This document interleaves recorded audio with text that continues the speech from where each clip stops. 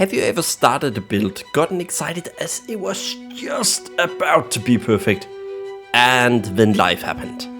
Well, I got a few of those, and before these builds vanish into the void, I want to share them with all of you so you can take them, improve them, and maybe make your own version of them. These aren't bad builds, far from it. They're like 80-90% completed. They can handle raids, Mana Storm, Mythic Plus just fine. But with a new job, updates to have a game coming out, a toddler running around, I just don't have the time to push them to a desired endgame point where I feel they are presentable enough as individual build guides for everyone here. So bear with me, because instead of letting them rot in my character list, I'm sharing them here with you. So, welcome to Elune's Law's Projects.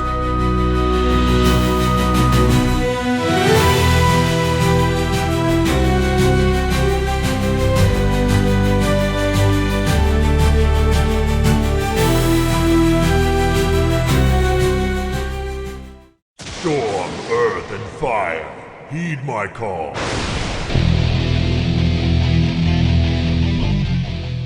Thralls Disciple. My work in progress since basically Season 9 Chapter 3 were released. I wanted to envision Thrall himself, basically as I remember him from Warcraft 3, with a bit of tweaking here and there, introducing a bunch of synergy buffs for greater elemental totem and the spirit walls. I saw perfect opportunity to combine it with a melee thunder attacker. This was incredible fun and nostalgic to put together. I truly felt like a shaman wielding the power of the elements, commanding spirits with every hit from my maces. So yeah, let's dive into it. Now, before we get into the nitty-gritty details of the build, I quickly want to mention that I'm gonna leave timestamps in the description. You can find these so you can jump to a specific build if you want to, or skip a build or whatever, just so you have them and you can jump around. Other than that, I am gonna be hosting a giveaway. You will have to join the Discord to see how to participate, basically. I'm gonna leave you the link to my Discord. And drawing will be held here on March the 1st. So yeah, that's about it. Now for the build itself. I am in by no means optimized gear, because after I had to reinstall everything, my gear's in shambles. So ignore the numbers on the target dummies that I'm showing today. Basically, I have pushed this build to like 40,000 DPS on a single target dummy. Not this one, but the one in Nogrima. But 40k DPS on a single target dummy with Karasan level gear. Now, can I push it much further? Actually not. And that's the sad part about it. This is not going to be your high-end S tier mythic plus blaster. You could probably push it like 50, 60k if you really min-maxed it, but that's about the limit, I would say, for this build. Now, what would I change to even up that, like, so you can hit those 80, 100k marks? Well, first of all, I would literally get rid of all the, how sad it is, all the elemental totem things here, because they're just not cutting it for you, and there are so many other things that you could replace this with to get more damage. But basically, the lead of the elements and the scaling of the totems here, the earth, the fire, the water, the air, even with the leader of the elements and things like your fire totems now gain part of your health. Additional, your greater fire element now casts his fire over 3 times as often. Even with stuff like this and the totemic avatar, and if they get haste buff and everything, it's just not enough. That was the most sad part about it, and I was really struggling with figuring out how to make this build better so I could present it in a proper way. But if I had to choose, I would basically skip the totems and just go for a more melee Pack of the Leader, Pack Alpha, Lightning Strike based build, and just pump that up instead of doing this. So yeah, that's about it. Basically, the build runs like this. I will charge in, I will start smacking with Wind Strike, Storm Strike, Lightning Blade, which all are Storm Strike modifiers. I will pop off my shocks here. As you can see, I get all these buffs up here. I'm not gonna go over everything. I'm gonna link all my builds in the Hero Architect so you can sit and min-max everything and look at all the small details. But basically with Frostbrand, Flame Tongue, they give me these two: Command of Might, Command of Precision, which give our Feral Spirits damage and crit. I will keep hitting here and I will be able to suddenly summon my Solian Tigers. Next to that, we have the Maelstrom together with the Raw Power. Everything is stacking nice up. The Raw Power is at 50. When I hit 50 with the Raw Power here, I have normally 5 combo points and I will cast the Fulmination, which hit like a dump truck, and we can rinse and repeat. Now, I don't have, as you can see here, these on click. I have to remember the lightning shield, but basically I've macroed all these shamanistic ascendant elemental mastery. I've macroed those into the Storm Strike, so whenever I hit with Storm Strike, I will also activate these. Now, as you can see here, I'm gonna activate these and just step back, and you can see here, this is about the maximum damage that these elementals are gonna do, and that's what I mean by that's just too low, as you can see. And I really wish there were a better way to scale these with Leader of the Elements, as that's the entire idea for the build basically in the start, but they're just not cutting it. So yeah, that's about it for the Thralls Disciple that I want to show. And of course you can go in and have a look at all the things here.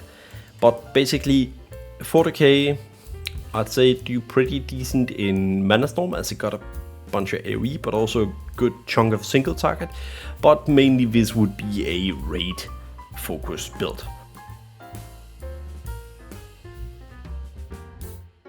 In the middle of Season 9, Phys Cats got a huge buff. They had been notoriously bad since the start of Season 9, and with new talents added, I just had to give it a go. This build picks up everything physical related basically for cats, relying on high hits and bleeding damage. I experimented with a few approaches, and while I believe with proper gearing and a bit of min-maxing it could be solid, I think this would probably land somewhere between an B and an A tier in damage. And for the Bloody Cat, 10 points if you got the reference. Basically, I went with Fury of the King, Fang of Ashima, which were the things that got introduced.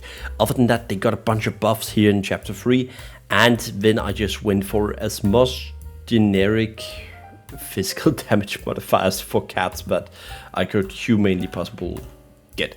Now, if I could find my mace someplace, that would be nice. Mace, hello, two-handed mace, big, fat. No. Yeah, as mentioned in the Thralls Disciple, I did not have the maces here. Where the hell did I put it? But basically, you want a big, fat, two-handed mace, and you want the mace specializations to get the armor penetration, basically. And burp, you charge in, you apply the crushing impact, because we've picked up the crushing charge together with the crushing impact. This basically gives us a 10% buff whenever we hit with battle charge. Other than that, this is all about stacking bleeds, and more bleeds, basically. We get a bunch of buff, can do pounds, prowl, everything, and yeah, this is basically it. I haven't made any macros for this, and this hotbar is a hot mess, so excuse me. But basically, we can use Ravage out of stealth, and that will allow us to basically build up combo points like crazy. Other than that, I say it's pretty much just doing a bunch of ferocious bite. We have some talents that refresh, rip and rake for us, and yeah, that's about it for the Bloody Cat. There's not much to be said. It was decent to put together, fairly straightforward. You get as many feral things as humanly possible, and other than that, it's just getting the order correct. Macros will help immensely with this. I pumped this build to like, I believe it was 35k DPS, and I saw dude doing around 50k DPS. Now, since it's been a bit of time since I've been online, I have no idea where that is in the grand scale of everything. But basically, this should do fine for most rates at any given point, up to heroic. But is it gonna be the S tier? I still have my doubts about that. It's not gonna be one of those 100k DPS builds that you see out there.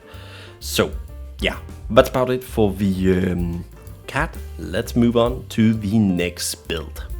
The true one with the light tank. And this is a classic Crimson Champion, one with the light tank, as you can humanely get. One of the very few builds I've played since the start of Season 9. And it's very akin to Pious Strike Crimson Champion builds that I've used in the past season. I didn't make videos back then, but it's very akin. And I've been playing this basically since I started playing Ascension. This archetype, if you can say. I love playing it, and it's just, this build is comfy AF. It's the kind of build where you just log in, sit back, relax. It's easy to play, easy to min-max, can handle pretty much anything the game throws at you. Maybe I don't build it for the high-end damage as some of the ones out there you see, but let's have a look at the version I'm using here. Right, as mentioned, this is my probably go-to this is probably my go-to build of all time. I have been playing this build basically since the early level 60 Molten Core, prior to Molten Core release. I'd say I even built this when it was only Heroic that was out, and Mythic Plus weren't even out, or Molten Core for that sake. Now, what is different about my build, contrary to many of the things if you go into the featured, PvE builds here, you have the Mana Storm, one with the light, two-handed parry for Mana Storm. It's not that build. Now, bear in mind, I am in apparently feral cat gear. That's okay. I've equipped the polearm and the shield, but basically it's classic tank as classic gets. With all the talents, I believe I stack up to like 30 plus percentage of raw physical mitigation, and this is all about whatever the game throws at you. You couldn't care less, basically. We got the Felguard, we got the Soul Link, we got Greater Blessing of Sanctuary, Prayer of Fortitude, Gift of Wild, one with the light, a bunch of dodge, Seal of Command, together with Fill Infused Weapon, Molten Armor, so we dish back damage whenever things hit us, with extra crit based on intellect, and given we have a ton of like hybrid gear, we get a bit in crit from that. We got a ton of other things, reduced damage taken here and there, and basically block, dodge, parry, and that's the gist of this build. I prefer to actually have a build that can tank instead of just getting squished the second you pull 3 packs. That's the entire idea about this. Now, I'm having a hard time actually deciphering what I would do different about this build, because this has probably been my main build since the start, and it's kind of like one of those, I'm doing step by step perfection. We'll probably get the Divine Blade Master with the other blade. Let's just search for it. Blade.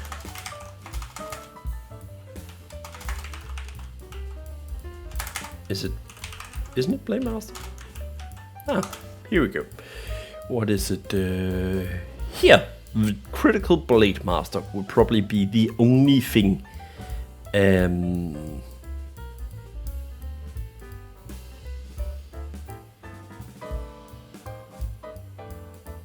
I can't remember these stacks, but anyway.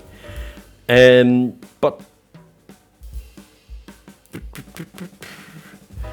this buff is further empowered with each. Yeah, so they stack. So these two I would probably get, or all four, but it would be something like removing Seething Flame or removing a 2 or 3% note here. That would probably be in that category. But next to that, basically this build have mobility,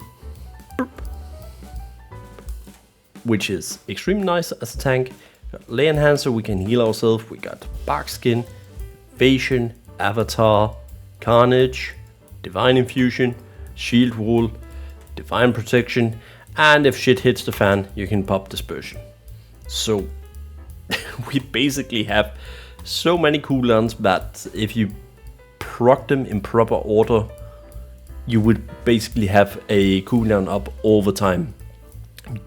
So you have like what, 30% of the total damage actually taken instead of the normally 50 or something. Next to that, we have a ton of mitigation from our armor. We have a ton of parry, block, and dodge rating. This is by no means representative. We are defense caps, so can't get crit, and yeah, that's just the idea. It's one of those you just log on and just enjoy and play your game. We also picked up the Guardian of Ancient Kings, so yeah, that's about it for this one. I'm probably gonna play a similar build whenever we start a season 10. Most likely, because it's just one of my comfy picks, and it never failed me basically since season 7 or something. I've been playing a Crimson Champion basic with this. This is the entire thing together with where is it? Crimson Champion? I'm blind apparently, but yeah. The entire idea here is basically the Crimson Champion. Oh, that's because it's a spell. Sorry. This one, basically. So, yeah. That, together with Holy Shield, we have a 100% chance to block basically all the time. So, that's the true one with the light tank. So, yeah. Also, my main build. I've been asked a couple of times, what's your main build? What's your main build? Well, this is it, actually. I'm probably the most min-max build I have. But right now it's in shambles due to me not being able to, because if you can see here, if I try to go in and I say strength, it just say one of my items is missing. Ha! Okay, fair enough. So let's move to the next build, and I think you know this one. Proc Cat 4.0. You can't say Nordic Boomer Chef Gaming without mentioning my Proc Cat, basically. As you may know, I've made several Proc Cat builds with the Proc Cat. Initially Speedrunner, the Proc Cat 2.0, the Proc Cat 3.0, being some of my most popular builds on my channel. This is the natural evolution, stacking as many on-hit procs as possible and pairing them with a ton of universal damage modifier talents. I mean, big numbers, cat goes ZugZug. Who doesn't love a comfy Sumi one-button build? Given that I never really made a build for the level 70 bracket, many people have been begging, please can we have a Proc Cat 4.0, please can you update this for level 70? This was bound to happen, so let's get into it. And with that intro, I don't think I need to give you guys a heads up of why I made this build, but yeah, about that. Basically, I actually ended shifting over to here, one-handed access, apparently, due to the setup I have under guild. But normally I would say go for, in the newer time, go with proc weapons, basically. All we care about is getting the spell power together with the Aggie and everything, getting it as high as possible. Now, what have I changed from the prior Proc Cat? Because every time I made a Proc Cat, it's been nerfed, so I'm sorry, anyone, if this get nerfed. But basically, we are getting a lot more of the few percentage damage modifiers, and this is not something that's perfected, far from. This was thrown together on a whim on a stream, and this is probably how I would play the Proc Cat now. So we have the third charge, which I will replace probably with the battle charge. We go in, we are the danger noodle form, we have the retribution aura, we have now Winterfall's Fire Breath, which does a ton of damage. We have our classic swipe. We have Cat Athleticism, which hit like a dump truck, as you could see, 16k. We have the Phil Meteor, boom, which I have. Then we have the. Why can I not hover? Hello? Okay, I cannot hover over it, apparently my macro is probably broken. But basically we have the Chaos Meteor, so if I just drag it down here, as you can see. Then we have the Serpent Venom and our Puncture for some single target damage. So, what have we changed? Well, basically we leaned more into a chaos oriented version with a bit of more AoE spells from the normal Proc Cat that was basically just swipe, and we got a bunch of the other things. Next to that, we are running a Frostbrand and Rockbiter weapon, as we are dual wielding now, and we're running a Imp together with the Demonic Knowledge and Master Demonologist for the increased fire. Now, that was a big breath. The fire variant is probably the best variant from what I have seen so far. A huge shout out to a viewer of mine who's been helping me min-max it, or so to say. He actually took my Proc Cat and pushed it to far beyond 100,000 DPS, which he has shown. Actually, I should have gotten some footage of that. Well, too late. But basically, he pushed the Proc Cat to far beyond 100,000 DPS on single target. So, yeah, that was kind of wild. But basically, this is the gist of it, that he just went ahead and got a bunch of things like Chaos Meteor, Phil Meteor. He pushed for Serpent Venom Puncture, so kind of like a more not only swipe, but also using some big cooldowns like Cataclysm, Phil Meteor with 30, and where is it? Here we go, Chaos Meteor with 40. Then we have the Wildfell Fire for more AoE, and of course we have the Frozen Chaos here, as you can see, because it basically does so whenever we use Winterfell or Winterfall Fire Breath, which is a cone of cold, we actually get the Frozen Chaos buff, which makes it deal more damage. So yeah, it's all about scaling up. And of course we got all the on-hit effects. I'm missing a few, but then again I still have a ton of cards that I could just pop in. So yeah, we could probably finish this within a few hundred, or probably I'd say a few thousand scrolls probably is to min-max it to perfection. So yeah, that's the 4.0, and I'm gonna leave it in the Hero Architect as mentioned, and hope you guys can push it to the end. Let's move to the next build. I am very sorry for the next intro. Truly.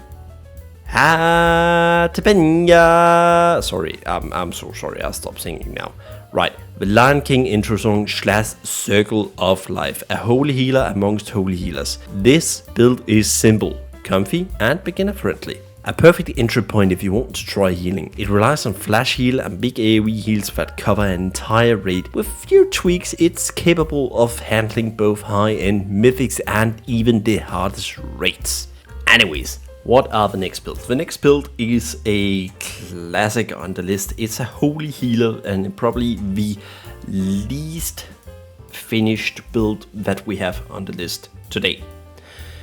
This build is basically a build that focuses on Prayer of Preservation, Flash Heal, Circle of Life, and Renew. And then it have a bunch of other things like Holy Shock, Prayer of Mending, Divine Star, Circle of Healing, but you're gonna fill in together with everything.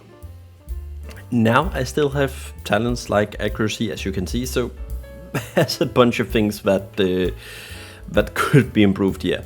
But basically the entire idea is you be popping Renew on the tank together with Beacon of Light and a few other things, and then you will basically Flash Heal to top people up, and whenever you Flash Heal you get things like being healed by 25% of the amount healed by Flash Heal, so it kind of like leaves a lingering healing over time on people. You get Serendipity, so you can cast Prayer of Preservation faster and heal a ton. And next to that we can cast here, as you can see, Halo is ticking down whenever we use Flash Heal. I don't know, it's kind of hard to see, but basically whenever we use Flash Heal, the Circle of Life actually dips in cooldown. Now, I believe we have to search for Halo here. Yeah, we have. This one. Life Circle. Flash Heal and Greater Heal reduce cooldown of Halo by 4 seconds. Circle of Healing, Prayer of Mending reduces its cooldown by 3. So, that's the gist of it. Basically, there's not a lot to this build except for this, and it is, if min-maxed, a very top contender for high content. Like, extremely high contender for high Mythic Plus and rating. And how can I say that with such certainty, with only being the build having it at 80% completion?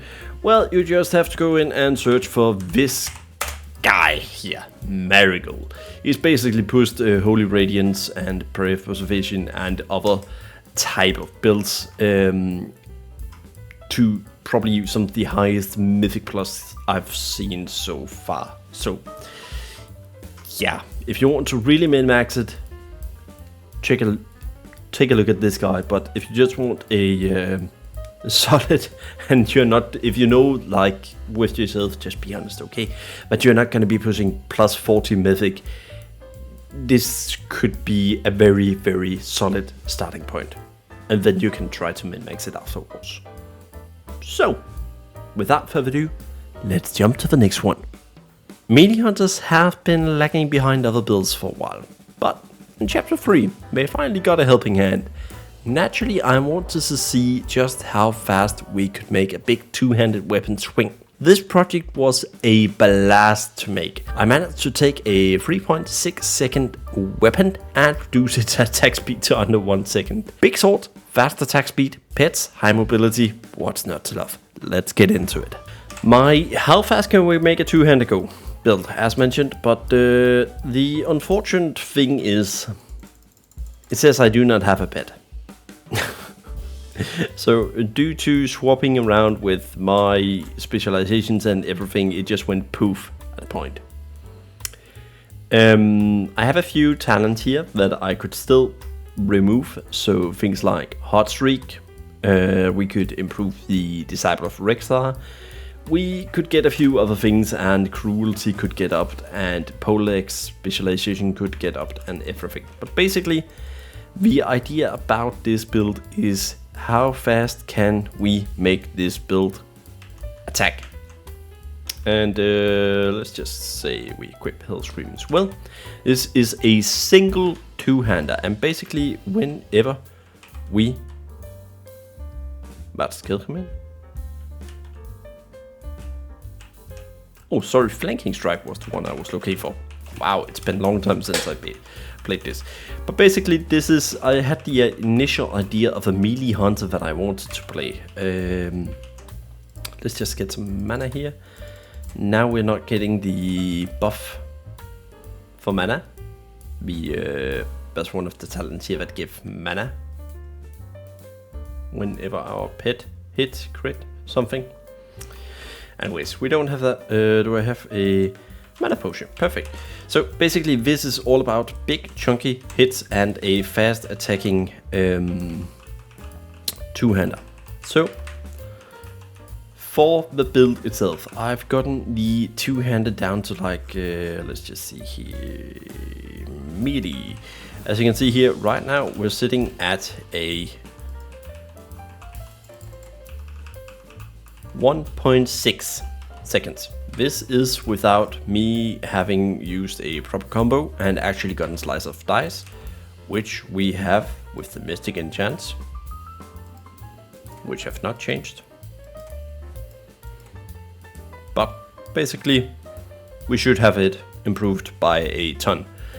Next to that, this build basically got down to like, I believe it was 0.7 seconds for a two-handed attack, which is kind of wild. And with that attack speed, together with all the abilities and everything, I pushed the melee hunter to about 25 to 30k.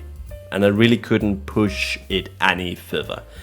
I'm not sure if anyone can push it further. Most likely there are people that can, but I couldn't push this build particularly to further than like 25-30k in the initial phase of level 70 here. But yeah, so that's a bit of a shame. It combines things like basically Fury of the Eagle, Land Shark together with the Mongoose, Savage and the Mongoose, the counterattack, Savage Blade and Raging Lunge, or Long, or whatever you pronounce. And then we have the Tame Pit attack now deals shadow damage, so it's not Fizz, as we then can penetrate a ton. Then we have things like Talon Strike to reduce the cooldown of rapid fire, and our Fury of the Eagle so we can proc them more often. And yeah, basically things like Fetch Me the Bone, Inner Hunt for this one. So non-melee hunter abilities, that would be the Arcane Bullet, etc. is also hit like a truck actually. And that's about it basically.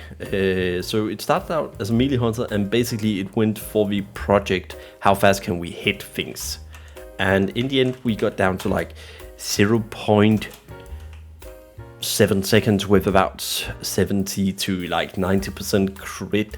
But I just couldn't break the like 30k was like the limit I could get this build to. So if you can do it, I would love to see results posted in my Discord. So please take this build and do it worthy to actually make a melee hunter that's viable, because this one it isn't, but can do okay-ish. So that's where we landed. And now for the final. 10 points if you get this meme. Becky Lemme smash. I mean, Big Fat Warrior go smash. This is a classic overpower rend build, but with the addition of the new ability Overwhelm, which does exactly what the name suggests. It literally overwhelms the target with a humongous big hit with the overpower modifiers. And this thing hits like a monster. Now, for the last build here, I am not going to say that you have to be in battle stance, but I would strongly suggest you to be in battle stance. So, with that in mind, let's move on to the next phase. Let's see if we can actually summon our demon. We could! Yay, success! Then we actually have one pet. That's amazing. Anyways, this build is all about a rend overpower build. And that might sound pretty simple, and that is pretty simple. Now let's see here. Let's just equip here. A maze. And a maze. These two here, you could probably get better one-handed mazes, but basically we're going for mazes. And you might be wondering, why we're not going for axes or something? That's much cooler because the mazes get the armor penetration buffs. And yes, these two, they actually stack.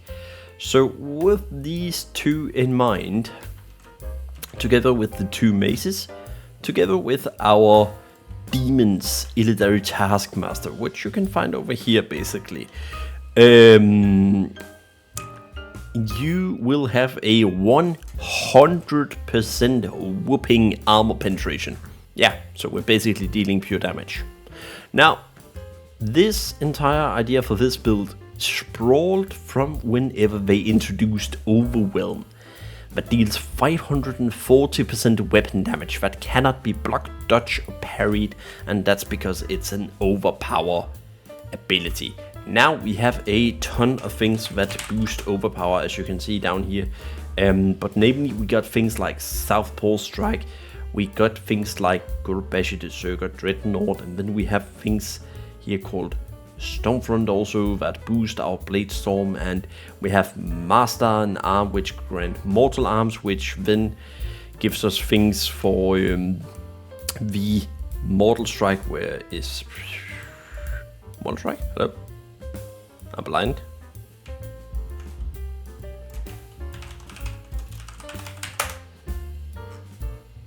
Ah, sorry, that's because it's the Hateful Strike. Right. I'm blind. It's on my one key. Anyways, but that's the entire thing for it. And with the improved overpower that you see right here, and together with our base crit line, as you can see here, this is an Aggie gear, but it was just about 55% and no more. I was sitting at 100% crit chance for Overwhelm, which is extremely high. So let's just put the demon away here. We will charge in and we will start slapping away. Due to we having this, we can just swirl around, and was I too slow? Yeah, I must have been too slow. Okay, let's apply rend normally, and then I would wait until I have 5 combo points also, and put on rupture, because yeah, why not? So anyways, whenever we start hitting with everything here, we can often use Overwhelm. Whenever we use Overpower, it reduces the cooldown of Overwhelm, and we basically fill in with Hateful Strike, Raging Lung, wait for the Overpower to get off cooldown, and that's the gist of it. Then we have this 1 minute cooldown, Odin's Fury, which is a huge AoE popper, and yeah, that's basically it for the build. Pop Overwhelm whenever it's off cooldown. Whenever you got a bunch of things here for Stormfront, you can pop your cooldowns if you wish. Boop, boop, boop. And you can use your Blade Storm to just demolish packs. With my gear, with the Kara gear I got this build to about 50,000, and this is one of those builds that can just scale to oblivion, basically. The better gear you have, the more this is gonna scale, and this is definitely one of those builds that can, and also why I ended with it, that can get you to the high-end rating tiers and the high-end mythics, because this alone is absolutely bonkers if it gets properly built. Now, if you want to heal yourself, you could go for something like the Twilight and Vampiric Embrace like I did. That makes it more viable for soloing and Mana Storm, etc. I know there are better builds out there than this one, but bear in mind, I would say this is a solid A tier, both for Mana Storm, rating, and DPSing. So, with that in mind, that's the 7 builds basically that I wanted to showcase. I'm not sure how much more I will be playing Season 9 for this time. Maybe I'll come back whenever Chapter 4 come out. Most likely, because I can't help it. Addicted. Let's just call it that. But these are the 7 builds that I've been working on. Some of you might recognize the Frost Conductor that I did a build on. But basically, Thralls Disciple, the Bloody Cat, One with the Light, Tank, 4.0 Proc Cat, the Lion King Song / Circle of Light healer build, Zweihanded goes ZugZug, and Becky Lemme Smash. These are the builds I've been working on, and most likely I'm going to make another build when Chapter 4 comes around. Most likely. But yeah, I just didn't want these to go to quotation mark waste. So with that in mind, I hope you really enjoyed the video. This is one of the lengthy one, and remember, join the Discord to go in and check how to participate. But basically you will be able to win a Aura of Experience, and you will be able to win a Janus Dimensional Pocket. This for first prize, these for second prizes. So with that in mind, hope you enjoyed the video. Don't remember to subscribe. I'm ordering you, do not subscribe. Or you can, that's up to you. Anyways, see you in the next one. Stay safe, adventures.